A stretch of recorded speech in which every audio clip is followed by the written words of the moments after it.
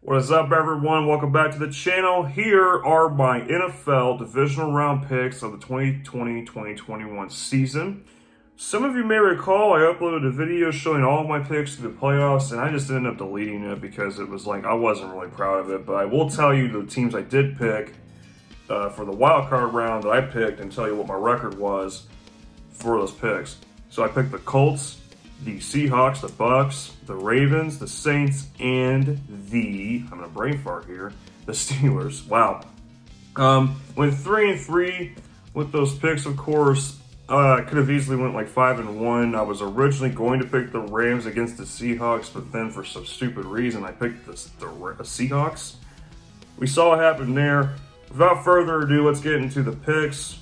No time to waste. So, got quite an interesting slew of games here. We kick things off at 4:35 p.m. on Fox on Saturday when the top-seeded NFC team Green Bay Packers host the 6th-seeded LA Rams.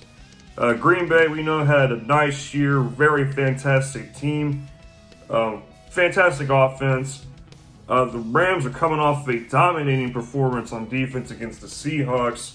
I mean, they just made Russell Wilson look like a child on the field. That whole offense was off. I mean, they ran the ball a little bit here and there, Seattle did, but at the end of the day, the Rams defense shut down Seattle's offense. And yeah, that was an embarrassing end for the Seattle Seahawks season. Their defense was starting to kind of get better, but their offense was going down. So it's kind of like one of those. It's going to look so weird me doing on the screen, but yeah, that was arguably Russell Wilson's worst postseason performance of his career, most likely. I don't recall another terrible postseason performance that he had. But yeah, what a horrible way to end the season for them. They just couldn't get down the field at all, even though they did score 20 points. You know, Jared Goff had an injured thumb. John Wolford went out of the game with an injury, scary injury, but good no call though. He was not a defenseless runner, by the way. But Jared Goff didn't do very well either. He went like 0-5 at first, but then he didn't turn over the ball. That's a key point there for Jared Goff.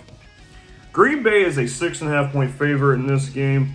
We know LA can pass rush well. They got Leonard Floyd on the outside. Aaron Donald got hurt. But Leonard Floyd has been proving to be effective on the left side of the defensive line, or the side, yeah, I get these mixed up. I don't know why. But Leonard Floyd on the outside is a viable pass rusher for sure. With left tackle Bakhtiari, he's out with a season-ending injury. That's going to pose a problem for the offensive line of the Packers possibly. But Aaron Rodgers, no surprise, had another fantastic year. Only 6 interceptions. I think he's thrown 5. What was it? He did 5 interceptions or whatever. The Rams have one of the best pass defenses, arguably the best. You got, of course, the wide receiver of the Green Bay Packers, Devontae Adams, best receiver on the team. Very interesting matchup there with Jalen Ramsey. Hardly anyone even throws to him anyway, but he is among the best cornerbacks of 2020. You got Valdez-Scantling. The rush defense of the Rams was great overall during the season, but during the wild card game, they did not do very well against the run. That was a big weakness sign there. Is that an outlier? We will see. Even at the tight end Tanyan of the Packers, he was very, very efficient. Running back Aaron Jones and Green Bay. Overall, Green Bay's offense is dangerous. As we know, there's no surprise. Matt LaFleur has done a great job with this team. This is going to be very interesting with this matchup. Third down matchup. Green Bay's very good at the third down, on third down, and in the red zone in terms of TD percentage. LA has a great third down defense, not the best red zone defense. Goff has struggled at times throughout the year. Their offensive line's been solid. They did allow among the fewest sacks in general. So did the Packers.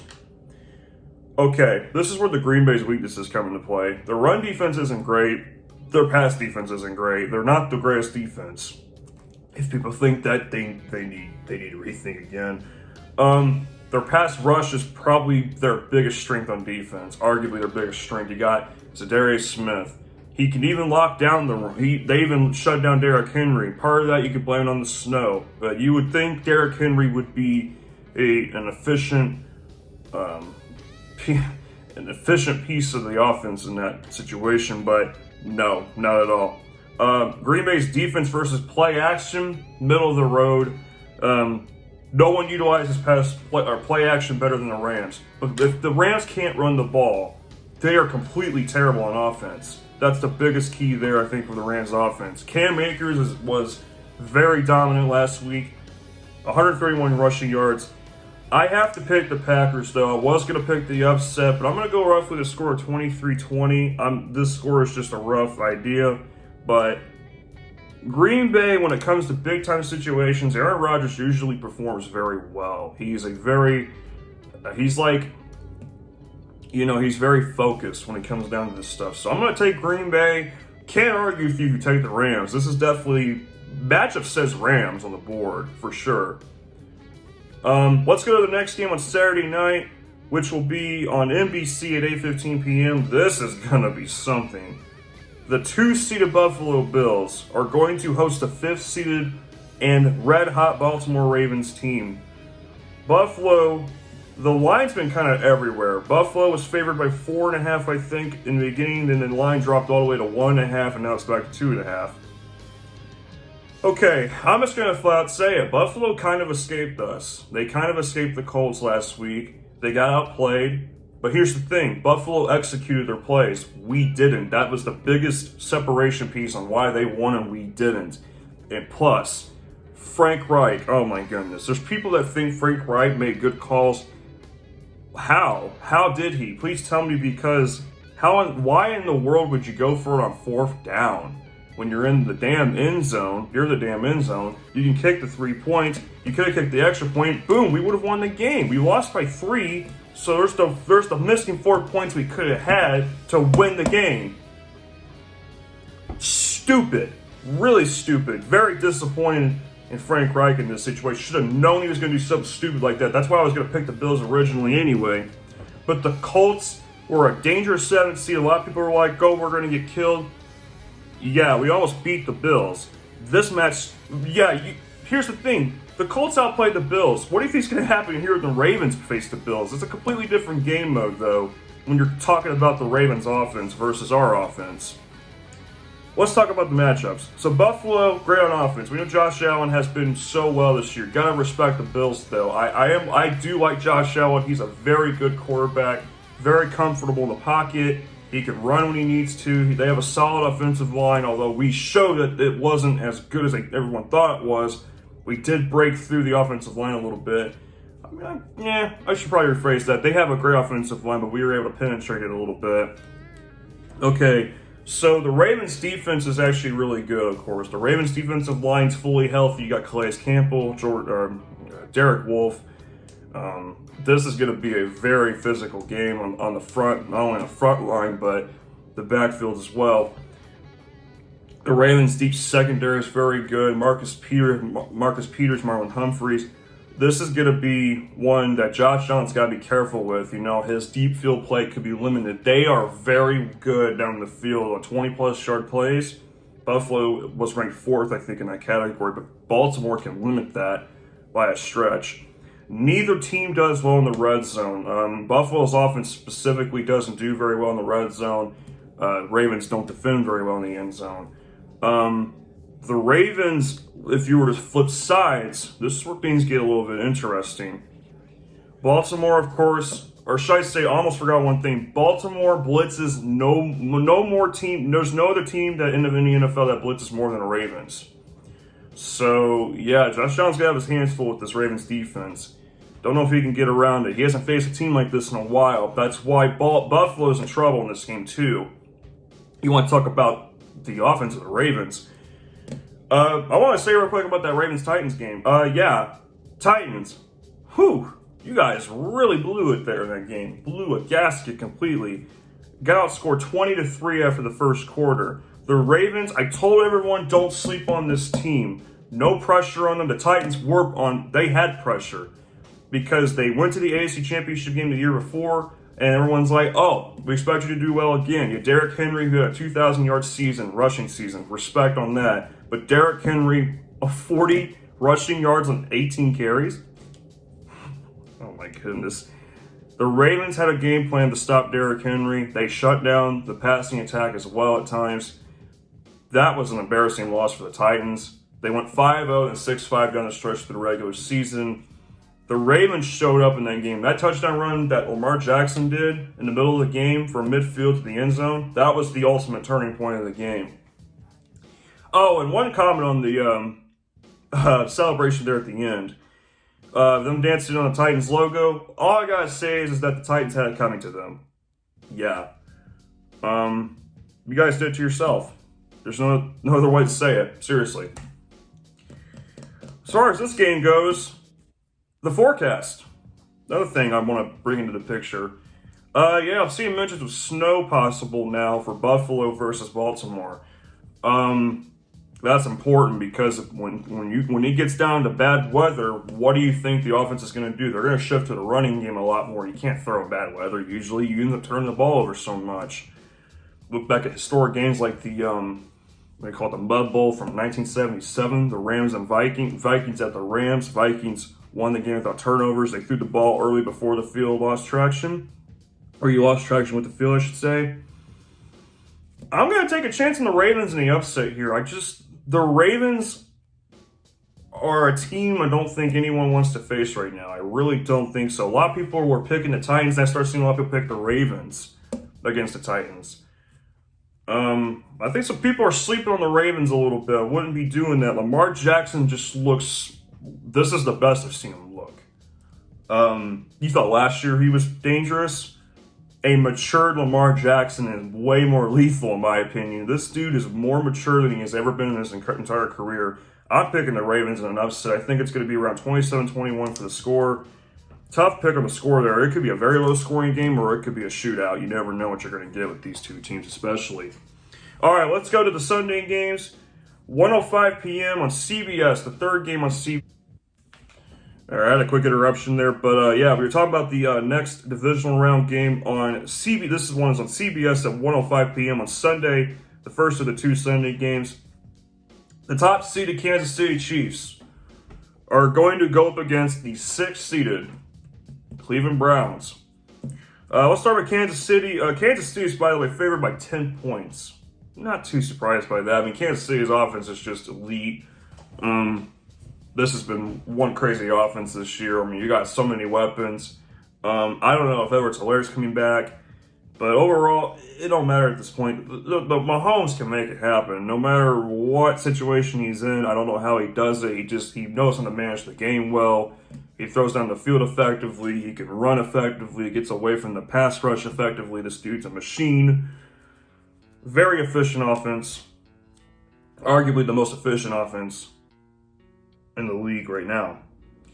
You got the Cleveland Browns. Oh my goodness. This has been one heck of a year for this team. Yeah, for the longest time there, I was calling this team overrated, and I will admit it, I was, because here's the thing, they were winning these really close games against bad teams. Not good defense, but then the Monday night game against Baltimore changed everything, and then they lose to the Jets, then they almost lose to the Steelers, but against backups. I'm kind of like, well, what Browns team are we going to get in the postseason? We got our answer in the first play of the game. Wow. Shades of Super Bowl 48, right? Well, the Browns made history. No other team had scored more points in the first quarter of a playoff game than the Browns. 28-0 at the end of the first quarter. Unreal. 35-7 was the lead, I think, at the half or something like that, or 35-13. I don't know what it was, but 35-10. That's what it was. 35-10. Browns held on, thought they were going to collapse a little bit there, but their pass defense didn't. It was more or less Ben Roethlisberger and the whole offense just being thrown off. There's both sides to give credit to. The pass defense did their thing. Of course, they took advantage of the bad pass plays.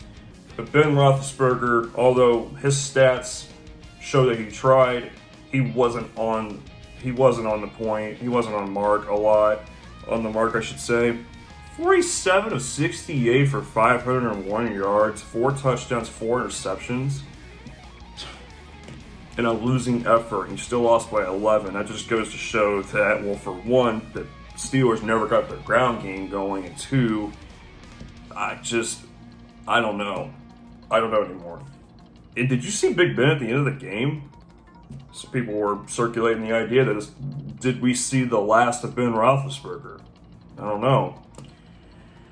Boy, disappointing for them. They were going downhill anyway. I didn't know if I wanted to trust them anyway. I don't know why I did. When a team goes down like that, usually they end up crashing and burning like that, losing early in a tournament or whatnot. Yeah, happened to the Steelers. But the Browns, whew, man. Baker Mayfield just... And the running game, too. Wow. Nick Chubb is a force to be reckoned with. Kareem Hunt doing his fair share of the load. This matchup between the Chiefs and Browns, and this is definitely a not hot take, this could be realistic. This has historic shootout written all over it. Absolutely. I trust the Chiefs defense a little bit more in this situation. They got Tyrann Mathieu, arguably the best safety in the league. They got Frank Clark, they got another guy in the defensive line. The Browns, though, they played without their head coach, both offensive linemen coach, and 2 offensive linemen. And you got TJ Watt on the other side. They had a couple big injuries. That doesn't matter. There's no excuse for the Steelers to lose like that. The Browns took advantage, but this is asking a lot for the Browns to go into Kansas City and beat the Chiefs. It's possible. They can do it. They'd have to get off to a fast start. They'd have to keep pace, and I just don't know if they can do it or not. I'm going to take Kansas City, but you know what? I wouldn't be surprised if the Browns had the lead at one point. I'll take the Chiefs 41-34. This is going to be a shootout, probably. I just see defense going out the window in this game. It's going to come down to who has the ball last, or turnover or whatnot. Being a decisive factor in the game. Let's go to the final divisional round game. Let's go to New Orleans. The 2-seeded New Orleans Saints hosting the 5th-seeded Tampa Bay Buccaneers, the 3rd matchup of this series overall. Let's go ahead and talk about their respective divisional games or wildcard games, and we're going to talk about their previous matchups as well between these two teams that are set to face. I didn't like the Saints' slow start against the Bears. The Bears actually made Trubisky was making some good throws down the field. They had a guy wide up. They had a guy just basically open in the end zone enough to catch a touchdown pass. Dude drops it. The Bears could have been a lot closer in this game. That just goes to show the Saints are not the team they were earlier in the year. People were like, oh, they kind of dominated the game. They didn't dominate the game. I feel like they kind of got lucky winning by 11, it seemed like. The way they played at points in this game, the offense was slow, it seemed like a little bit. I don't know. It just seemed like things were slow with this team a little bit. I mean, Michael Thomas showing shades of getting back to where he was. That was great to see. That's going to be an important point, an important key next in the game against the Bucs. Alvin Kamara, dangerous as usual. The Saints defense, where's the Saints defense at times in this game? I felt like they didn't show up at points in this game. That's going to be a problem. I did give Malcolm Jenkins and them guys, Marshawn Lattimore, but seriously, they were letting guys get open in that game. The Bears aren't even the greatest offensive team, neither the defense. We're talking about the Bears here, a team that barely made the playoffs. Then you're going against the Bucs, who are arguably one of the hottest teams right now in the league. The Bucs went to Washington. It seemed like they were going to pull away a couple times, and then the Buccaneers kind of solidified their win by stopping Washington at the end there. The Bucs on offense did good. At times, though, they did get shaken up a little bit by the Washington defense. Chase Young started getting to Tom Brady. As we know, when Tom Brady starts getting thrown, the whole team gets thrown off. Tampa Bay, not the greatest against pass rush teams. The Washington, they were letting them get open enough to get down the field for the Bucs to get down the field. And then you flip the script. Taylor Heineke, what a game by Taylor Heineke. An amazing performance. You could go both ways with that one because the Bucs play a very soft zone defense. They look like they're napping on the field, literally. That's going to be my biggest fear in this game against the Saints. The Bucs, though, yeah, seemed like for a second there they were starting to let Washington start to try to tie the game. Overall, Bucks win by 8 in that game. And for one thing I want to mention, Washington, what a story by that team this year. 7-9, they made the playoffs. Ron Rivera beats cancer. Alex Smith comes back and play when we didn't think he was going to ever again. Alex Smith deserves comeback player of the year, no question. I think coach of the year should go to Ron Rivera, absolutely. This team showed the definition of persistence this year. I'm looking forward to seeing the future of Washington, absolutely. Oh boy. The history of the Saints and Bucks this season has been one that Tom Brady would love to forget, and this team would love to forget.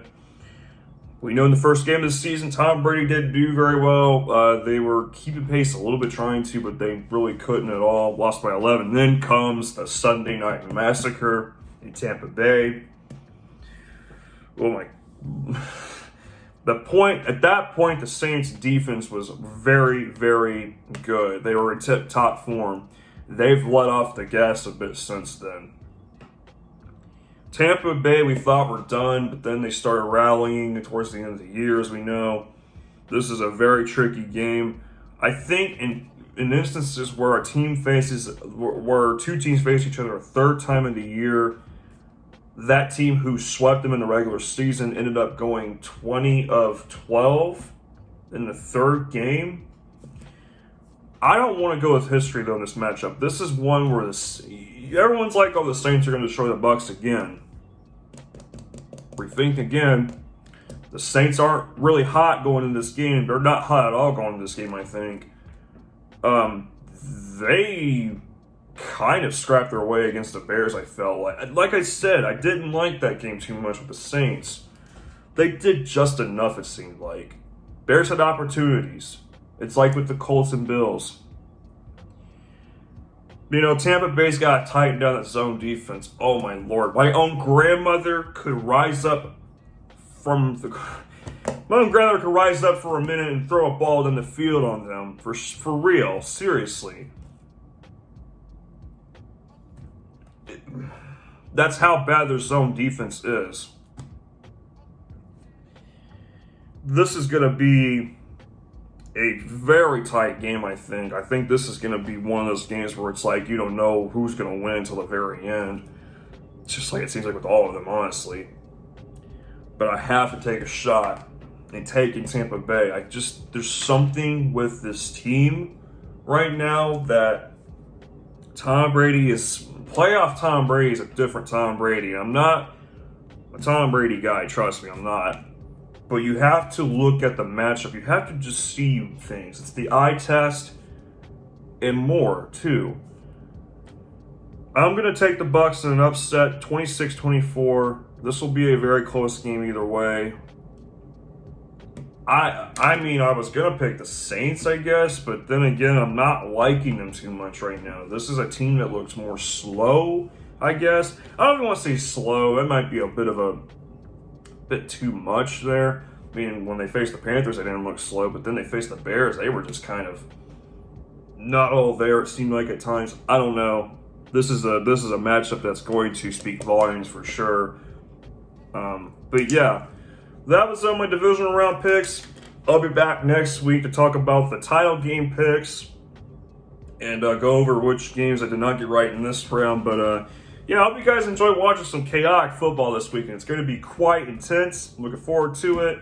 I'll see you guys on the other side. Next video, I think if the bracketology gets updated tomorrow, you'll see me tomorrow for another round of talking about NCAA basketball bracketology. Yeah, by the way, what a win by Texas Tech last night. I was watching the end of that game, and Texas got too conservative with their lead. That costed them. Texas Tech, biggest win of their year. Congratulations to the Red Raiders. I'm looking forward to more college basketball, and I'm looking forward to the rest of this postseason. I'll see you guys again soon.